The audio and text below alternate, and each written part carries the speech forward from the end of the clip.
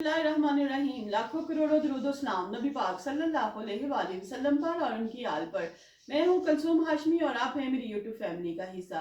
अल्लाह से दुआ है कि आप जहाँ कहीं भी हो खैर खैरियत से हो। अगर अभी तक आपने मेरे चैनल को सब्सक्राइब नहीं किया, चैनल को सब्सक्राइब करें, लाइक करें, कमेंट्स करें और बेल आइकन के बटन को जरूर प्रेस करें ताकि मेरी आने वाली हर नई वीडियो आप तक पहुंच सके। खान को माफी के बगैर माफी, सीनियर तज्जिया निगार मंसूर अली खान का चुका देने वाला इंकशाफ। खान को माफी के बगैर माफी मिल सकती है, लेकिन इसका सारा दारोमदार हालात और वाकयात पर है। अगर आलमी दबाव आना शुरू हुआ या मकामी सतह पर ऐसी चीजें डेवलप हुई तो ऐसा हो सकता है।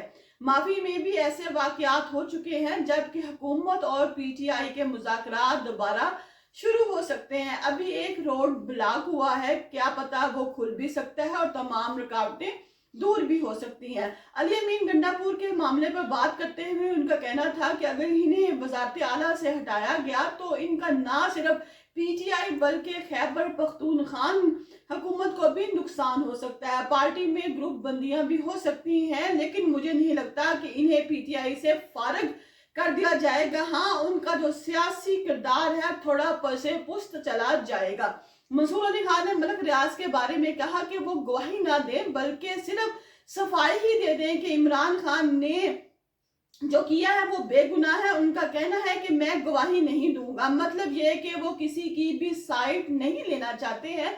वो चाहते हैं कि मुझ पर ठप्पा ना लगे कि मैं भी किसी के साथ हूँ, सिर्फ अपने पत्ते खेल रहे हैं। मेरे ख्याल में मलक रियाज का मामला हल हो जाएगा।